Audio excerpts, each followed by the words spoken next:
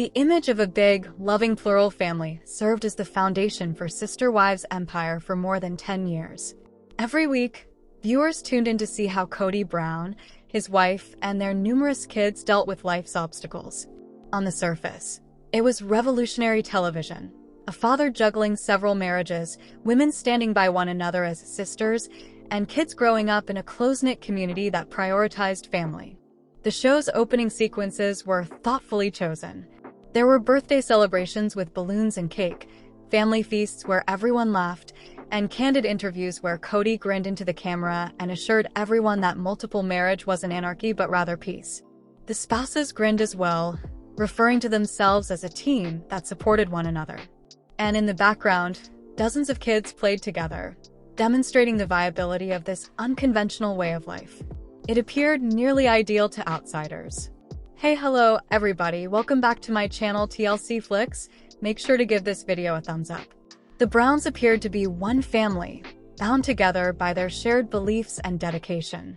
The newest wife, Robyn, was presented as the charming newcomer who fit right in with the family. Managing the demands of 4 wives and over a dozen children, Kody came across as the strong, affable patriarch. Mary, Robyn, Janelle, and Christine all performed in front of the cameras. Christine's daughter, Mykelti, however, recalls the reality behind the camera. She recalls the long days of filming when she had to fake a smile, the times when tension was palpable just beyond the camera's field of view, and the evenings when her mother sobbed with tiredness after acting as though nothing was wrong.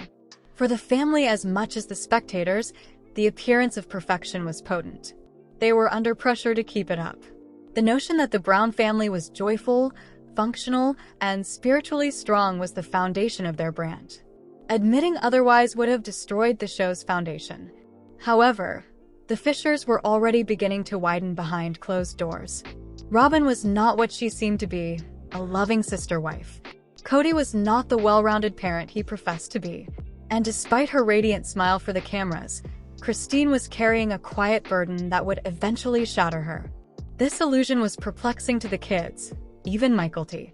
Despite his insistence on television that he loved each of his wives equally, they witnessed their father favoring one over the others. They observed their mothers silently irritated, their voices cut off any time they attempted to oppose Robyn's growing power. And when assurances of equal love didn't materialize, they experienced the pain of neglect. The idea of the ideal family was merely that, a fantasy. However, it concealed the truth for years. It diverted viewers' attention from the partiality, the disregard, and the deteriorating familial ties that Mykelti would eventually expose. The drama involving the Brown family would play out on this stage, a shiny, picture-perfect exterior concealing irrefutable cracks. The entire equilibrium of the Brown household changed with the arrival of Robyn Sullivan Brown. Her birth was initially portrayed as a blessing, a new addition to the poly-marriage that would bring happiness, vitality, and fresh starts. Kody enthusiastically discussed spiritual callings and how Robyn was destined to accompany them on their path during their appearance on the show. When he introduced her, he smiled proudly, as if she were the final component that was lacking. The situation was quite different for Mykelti in particular, and for Christine's children in general. Robyn's position in the family was never the same as what was seen on screen.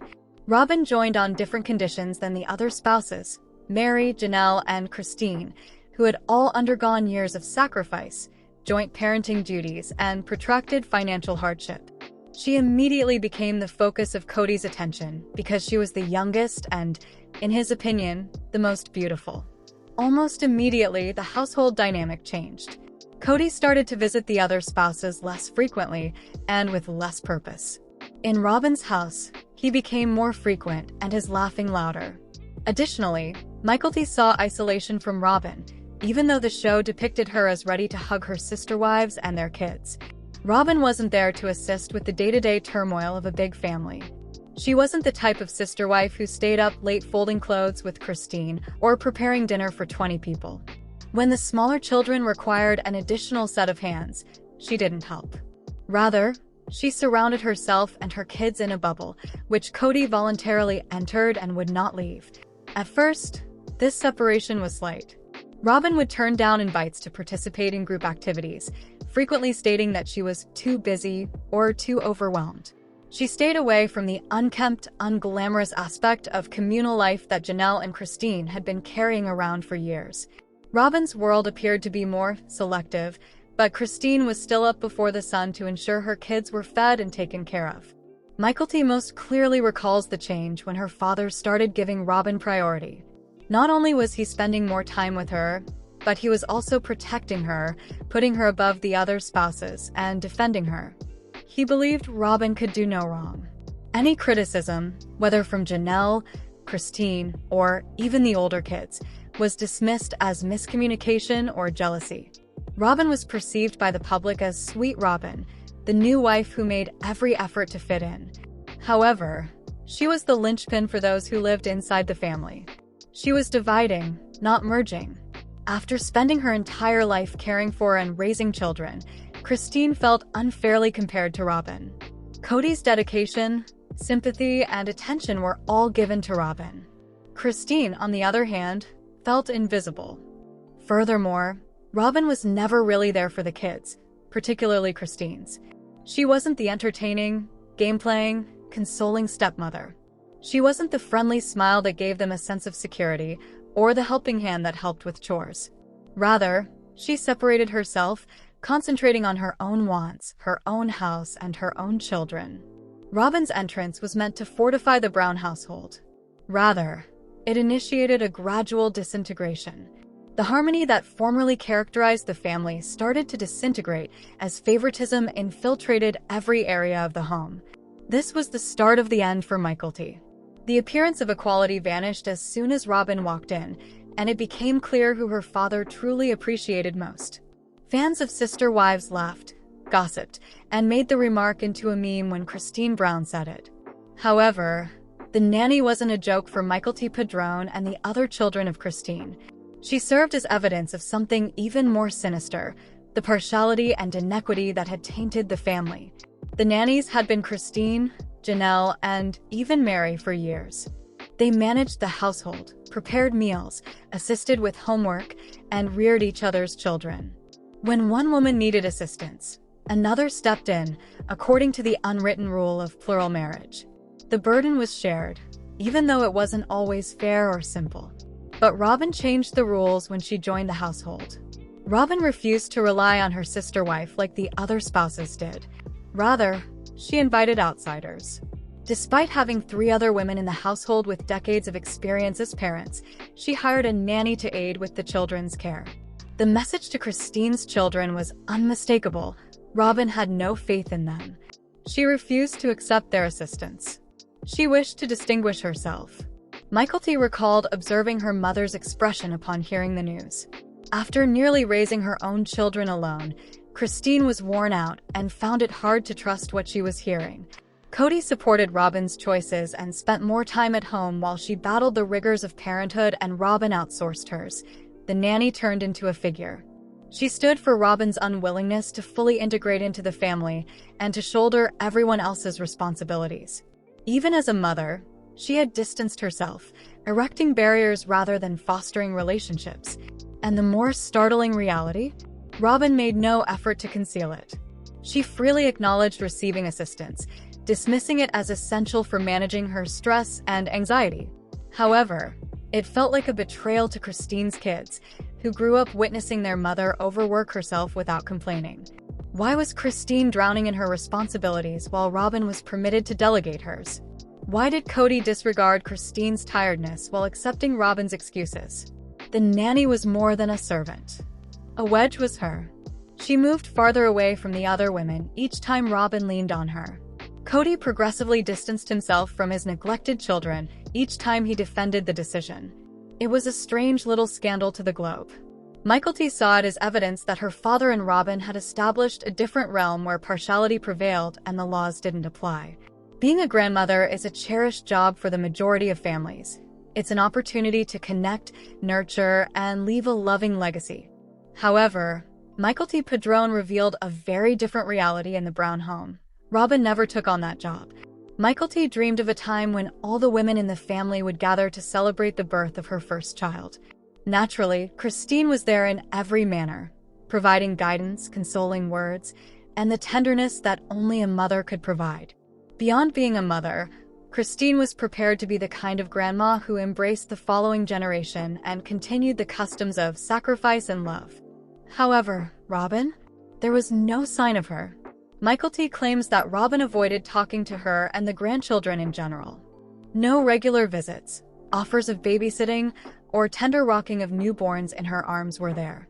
Robyn appeared disinterested, in contrast to Christine, who joyfully accepted her part. Her behaviors betrayed her desire for a controlled family, hers and hers alone, despite her declaration that she wanted a big family. It was not a subtle distance. Robyn did not really interact with the grandchildren during the family get-togethers that came and went. She didn't try to get to know them, build a relationship with them, or establish lifelong memories with them. Rather, she continued to prioritize her own comfort, her own home, and her own children. This was very painful for Mykelti. She had been raised to think that having multiple families meant having more hands to assist raise the kids, more love, and more support. Rather, she ended up with a stepmother who behaved more like an outsider. Robyn never made an effort to get to know Christine's grandchildren, and when she did, she frequently excused herself by saying she was too busy or too stressed. Robyn's distance was verified by Mykelti's remarks, something fans had long believed. For Christine's children or their children, Robyn never assumed the role of grandma. She never provided the unwavering assistance that characterized Christine's presence. The grandchildren were never hers. Furthermore, its absence was another instance of preference rather than simple negligence. Because Robyn made sure Cody's attention stayed on her side of the family tree while she was absent from Christine's grandchildren and lavished limitless attention on her own children. Ultimately, Mykelti's disclosures dispelled yet another delusion. Robyn was not the devoted, family-focused mother and wife she professed to be. The Browns weren't held together by her. She was aloof, uncaring, and hesitant to commit to relationships that didn't directly benefit her. Cody Brown, the husband, father, and self-declared patriarch who insisted on sharing his time and affection equally, was always at the center of the Brown family narrative. He assured the cameras for years that no one would ever feel less significant, and that every wife and child mattered. Mykelti Padron, however, has a different memory of it. She recalls a father who gradually started to emotionally and physically disappear from her life. His attention was short-lived, and his visits to Christine's house grew shorter. His thoughts appeared to be elsewhere when he was there. He was impatient, preoccupied, and constantly searching for a reason to leave. He brought fun, excitement, and a large personality to Robyn's house, but these things never transferred to Christine's. Favoritism wasn't the only factor. Abandonment was the reason. As time passed, Cody's absences became increasingly apparent. The holidays became uncomfortable as Christine's kids questioned whether their father would even be present. If there were any, birthdays went by with a lackluster appearance. As Cody discovered excuses to stay with Robyn instead, the once-shared dinners at Christine's table became chilly. Even though Christine made an effort to hide the pain from her kids, they were able to see it. As their mother attempted to explain why Dad wasn't present, they noticed her weary smile. They experienced the pain of abandonment. Mykelti couldn't deny the fact that Robyn was her father's choice, and time wasn't the only factor. Robyn and her kids were the target of Cody's enthusiasm, love, and emotional presence. He spent many hours at their house playing with them and protecting them. Christine's children were left to raise themselves in the interim, taking on the responsibilities that their father should have had. Deep wounds were caused by the imbalance. Mykelti remembered the evenings when her younger siblings sobbed and questioned why their father had not arrived. She recalled how Christine overburdened herself as a mother and a father, bearing that burden alone. Once promising to be a father to many, Cody was now just a father in name. His disappearance was a decision, not just a case of carelessness. While Christine and her kids receded into the background, he stayed in Robyn's orbit, cozy and loved. This was the ultimate betrayal for Mykelti. The man who advocated equality had given it up. Respect was no longer earned by the patriarch who commanded it. Lost in the darkness of Robyn's home, the father she needed had turned into an unknown individual.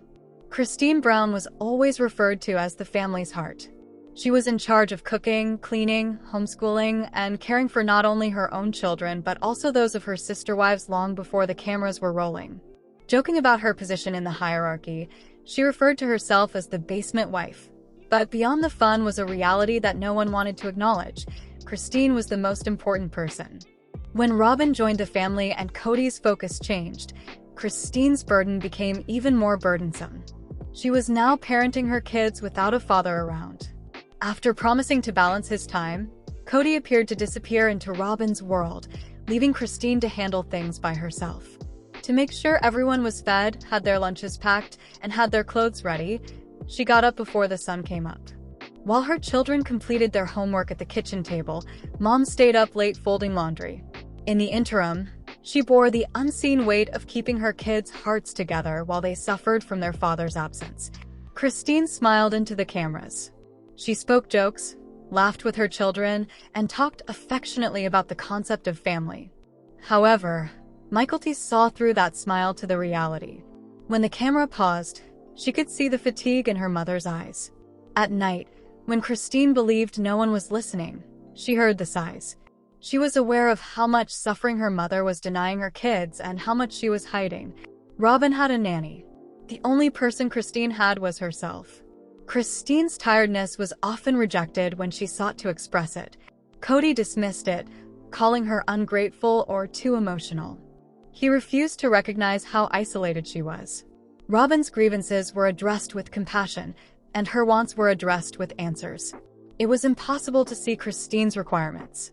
Christine, however, persevered. She continued in silence for her children's sake. She instilled in them the values of strength, mutual support, and finding happiness wherever possible. When their father wasn't there, she took on many roles, including cheerleader, disciplinarian, consoling, and provider. Even if it gradually broke her down, her strength served as the cornerstone for her kids. This was the biggest injustice of all, in Mykelti's opinion. Her mother devoted herself fully to raising her children, but the guy who vowed to support her gave her nothing in return. Cody's absence was a rejection rather than merely neglect. Christine refused to allow the rejection to ruin her children's feeling of family, and she handled it with calm dignity. But the weight inside was too much to bear. Christine's silent burden would not remain undiscovered indefinitely. Furthermore, she didn't depart out of resentment or selfishness when she did. It was a matter of survival. It was intended for Robyn's home to be just another member of the family. The plan was for her home to be open, like Janelle's, Christine's, and Mary's when she married Cody. Meals would be shared, children would come and go, and the sense of one big family would endure. However, that never took place. Rather, Robyn's house was transformed into a fortress. Mykelti recalled the moment she became aware of the difference. Christine's home was constantly warm, lively, and raucous. Siblings taunted one another in the corridor, children swarmed the kitchen, and despite her overwhelming workload, Christine welcomed everyone. The atmosphere in Janelle's house was also open door. It was lively, noisy, and occasionally chaotic, but the family could always get in. In contrast, Robyn's house was closed off. There were guidelines, limits, and justifications. Rarely were family members invited to visit, and even when they were, the atmosphere felt a little constrained. Robyn insisted on control and solitude and passionately protected her own space. It was more than a house. It was a kingdom. Her king was Cody. Favoritism and exclusion, rather than walls and gates, were the foundation of the fortress. Cody stayed there most of the time, to the extent that the other spouses and kids started to feel alienated. Christine's children, who missed their father, were made to feel uncomfortable in Robyn's tastefully decorated house. Even family gatherings started to fall apart. Once shared holidays became more complex as Robyn and Cody started organizing their own festivities apart from the others. There were other excuses, such as, the kids are sick, we're too busy, and it's too much right now. These justifications eventually evolved into a permanent separation. Robyn's house has more than simply physical barriers. They had feelings. The division was felt by Christine's kids. They were aware that their father had chosen his position inside Robyn's stronghold over theirs, that they weren't given priority, and that they weren't completely accepted. The mansion came to represent partiality. Cody's other children were deprived of an hour for each hour he spent there.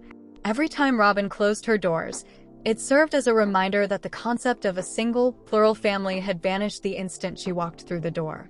Those walls were oppressive to Mykelti. They divided hearts as much as they divided houses. The family that had claimed to be one was now split in two.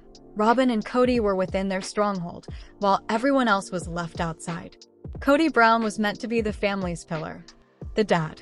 The driving force behind juggling the demands of 4 wives and several kids.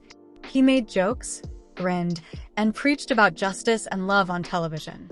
He was the one who vowed that no one would ever be left behind and that everyone was equally important. Mykelti Padron, however, observed the reality behind the cameras. Cody was not the leader he professed to be. He had grown slack, comfortable, and content to let Robyn make all the decisions for the family, including what to prioritize as a father. He offered favoritism where he had previously promised balance. While Christine's children, who had previously relied on him, were left to fend for themselves. He spent hours in Robyn's house playing with her kids, listening to her complaints, and taking care of her needs. Lazy doesn't really describe it. Cody deliberately evaded accountability rather than merely failing to take action. He wouldn't enter Christine's house to assist with the kids, resolve disputes, or even spend quality time with his other spouses. He always offered an explanation when someone complained, such as being too sleepy, too busy, unable to handle everything, or not understanding the issue. But Mykelti was aware of the reality. It had nothing to do with energy or time. It was a matter of decision. Robyn was his choice. Christine's children soon discovered that there were no repercussions for their father's absence. They witnessed him put another household above theirs, unquestioningly defend Robyn's choices, and shirk responsibility for the voids he left in their lives. Equality had been abandoned by the father who had promised it. The emotional toll was also high. The agony that Christine's children felt was that, despite their efforts to be good children, respect their father, and try to get his attention, he was too lazy to provide it to them. They felt unappreciated, invisible, and replaced. Robyn, meantime, thrived. Cody gave her attention, indulgence, and approval all the time. He reaffirmed the idea that Robyn was more important each time he took her side and spent hours attending to her needs. Less important were Christine and her kids. This wasn't merely carelessness. The idea of family itself was betrayed in this way. The folks who needed Cody the most had been left behind by the so-called patriarch. Love and duty had been replaced by passivity and preference. Mykelti was devastated to see her father in this state. The man who ought to have been the family's pillar had turned into its weakest member, and the kids who needed him the most were left to handle the mess by themselves. The impact would be seen for years to come as the indolent father failed not only Christine but the entire family. Childhood for Christine's kids was meant to be a period of parental love, safety, and direction. But they had to handle a lot of it alone because Robyn wasn't involved and Cody wasn't there. Mykelti Padron recalls how, even as a small child, she was always burdened with duty. She had to settle disputes, assist her younger siblings with their schoolwork, and occasionally even make choices that a parent ought to have made. It was emotional work, the kind that pushes kids to mature earlier than they should, and it went beyond simple household tasks. Christine, their mother, did her best, but she was only one person. She was parenting several kids by herself while balancing employment and school. She could only do so much, and it was hard to overlook the absence of her parents. The older kids were taught to be independent from a young age. When their mother was busy or worn out, they learned how to take care of the house, cook, and calm their younger siblings. When Cody wasn't present, they had a subdued birthday celebration. Without a supportive father watching from the sidelines, they managed school functions and extracurricular activities. The difference was further emphasized by Robyn's presence, which was aloof, picky, and reserved for her own kids. Everything about Cody's behavior, including the time he spent, the care he showed, and the compassion he showed, was biased. This disparity was not only unjust to Christine's kids, but it was also hurtful. However, resilience increased in spite of the neglect. According to Mykelti, her siblings developed close relationships with one another. They discovered how to rely on one another, and share the responsibilities that grown-ups ought to have taken on. Their need for independence resulted in the loss of a typical upbringing, but it also created strength and maturity. The self-reliant kids learned to fill the gap created by their parents' absence. Even when their own emotional needs were not satisfied, they turned into each other's caregivers, problem solvers, and supporters. Managing duties, defending one another, and attempting to preserve a sense of family in a home where favoritism dictated love and attention were all continual balancing acts in their lives. Seeing her father let them down time and time again was the most agonizing thing for Mykelti. Cody was emotionally absent in addition to being physically missing. Christine's children had to blaze their own trails, learning early on that survival frequently meant depending solely on themselves, while the other families in the Brown home prospered under his leadership. These kids grew up to be resilient, strong, and resourceful. However, their power came at a heavy price: the lack of a present and loving father, and the disregard of a stepmother who never really noticed them. Christine Brown faced the impossibility for years. She ran a household without her husband's help, balanced the demands of parenting mostly by herself, and made an effort to shield her kids from the psychological effects of Cody's partiality. Every day was a delicate dance between survival and hopelessness, a balancing act. However, one person can only take so much. Mykelti Padron recalls the point at which her mother's fortitude started to falter. Her breaking point wasn't brought on by a single incident. It was the result of years of Cody's unending absence, Robyn's favoritism, Christine's children's seclusion, and the silent animosity that festered in every room of their house like a dark cloud.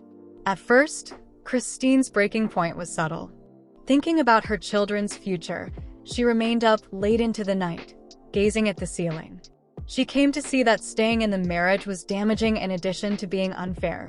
Her children needed a mother who wasn't bearing the whole burden alone, a father who would be there, and a home where love wasn't determined by preference. The departure was not a hasty decision. Christine analyzed all of her options, thought through the repercussions, and mentally braced herself for the chaos. She was aware that quitting would destroy the Brown family's well-cultivated public persona. She was aware that cameras would record and that admirers would have their own ideas. However, the truth and the welfare of her kids were more important to her than outward looks. Mykelti remembers her mother telling her family, "It wasn't raucous or theatrical. It was determined." Christine had authority in her voice, which was typically gentle and understanding. She was finished. She refused to let her kids grow up in a home where parental presence was lacking and affection was conditional. Even if it meant abandoning everything she had known for decades, she would defend them. It was freeing and terrible to leave. Christine was terrified of the future, court cases, rumors, and the upheaval in her kids' life. She was aware, however, that remaining would mean forgoing their security and happiness. Mykelti had to make the unpleasant but essential decision. She witnessed her mother's bravery and tenacity. Christine was departing to defend love, preserve life, and rebuild the family that had been shattered by neglect and partiality, not out of rage or desire for retribution. For the family, this breaking point marked a sea change. It signaled the end of the delusion of oneness, the discovery of partiality, and the unveiling of long-standing fissures. Christine's decision to leave was more than just a personal one. It was a declaration that the Brown family's history of injustice and neglect could not go on. The choice had a cascading impact. The public could now see the walls surrounding Robyn's house, Cody's lack of attendance, and Christine's children's misery. Fans had long assumed that the picture-perfect multiple family was a front, and Mykelti's voice, coming out about the family's reality, confirmed this. Christine left as a mother battling for her children's safety and happiness, not as a defeated wife. And the Brown family's narrative would never be the same after making that decision. The Brown family's meticulously crafted facade started to fall apart after Christine left. Behind the scenes, there had been years of favoritism, mistreatment, and deceit, but the cameras had always captured a happy, cohesive family. Mykelti Padron made the decision to come clean for the sake of justice and clarity, not for publicity or retaliation. She was open about Robyn, who had avoided contact with Christine's kids and grandkids. According to Mykelti, her stepmother fostered an atmosphere where her own children were given preference, refused to form a link with them, and relied on a nanny for even the most basic parenting. The disparity that had been concealed from the public was brought to light by every decision Robyn made. Cody was the next person. Mykelti didn't mince words. In practice, he had chosen favoritism above justice, despite his vow to father each of his children equally. He left Christine's children to fend for themselves, spending nearly all of his time with Robyn and her kids. Cody's indolence, slackness, and blind acceptance of Robyn's decisions had done irreparable harm. The Browns had positioned themselves as an ideal poly family for many years. They promoted love, solidarity, and shared responsibility on television. However, Mykelti's disclosures dispelled that delusion. The public was finally able to witness the fractures that supporters had suspected. Robyn had been given more attention than the others, Christine's children had been ignored, and Cody had not fulfilled his paternal responsibilities. Slowly but surely, the lies came to light. Once applauding the Browns for their spiritual fortitude and unity, fans started to realize that the family's peace had been a well-staged display. Beneath the smiles and candid interviews were self-sufficient children, a mother who bore the full weight, and a father who prioritized favoritism above accountability. Speaking up was a way for Mykelti to pay tribute to her mother and siblings. She wanted the world to know that Christine's departure was a necessary step for survival, rather than a scandalous one. She aimed to demonstrate that the family dynamic behind the cameras was far more complicated and harmful than viewers could have ever imagined. The illusion of an ideal multiple family vanished along with the lies. There was no longer a Brown family as it had been shown for years. All that was left was a tale of survival, neglect, and favoritism, which Mykelti Padron at last had the courage to share. It was difficult to leave Cody Brown and the multiple marriage.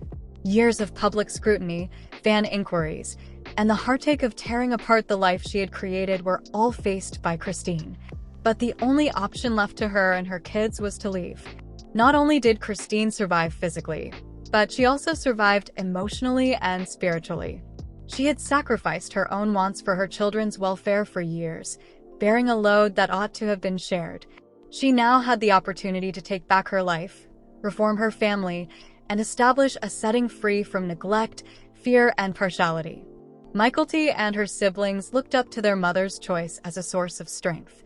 They witnessed personally how she stood up to a system that had failed them for years, how she prioritized her children's needs before all else, and how she refused to put up with injustice. They learned from Christine's tenacity that making tough decisions is frequently necessary for survival, and that sometimes leaving people you love is necessary to protect them. For the kids, a new chapter began with Christine's departure. They had a household where love was unconditional, stability, and a mother's undivided care. Although the scars from the past persisted, they were now surrounded with support, direction, and the chance to develop without having their every action hampered by partiality. Mykelti's choice to voice her opinions also contributed to this legacy.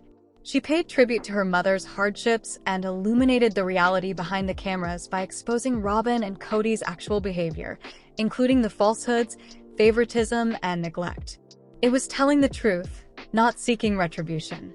It was making sure that Christine's kids and the people in the audience realized how important it is to defend oneself and those you care about. Although the public perception of the Brown family may have been damaged, Christine's legacy was unmistakable.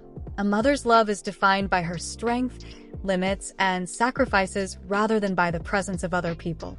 According to Mykelti, her mother's bravery will be remembered in years to come for preserving her children's youth, guarding their hearts, and instilling in them the value of resilience rather than for abandoning a well-known family. Christine's life served as evidence that living a life that values justice, truth, and unconditional love is more important for survival than simply surviving. Mykelti's account of the Brown family's history is ultimately more than a story of deceit and partiality. It is the tale of a mother who would not tolerate injustice, of kids who persevered through hardship, and of the final ability of truth to dispel false beliefs and leave a lasting legacy. Even though the facade has been removed and the lies have come to light, Christine's survival and the life she has created for her kids are proof that love, bravery, and fortitude can withstand even the most severe betrayals. Let us know in your comments. And stay tuned by subscribing our channel to get more updates like this. Thanks everyone.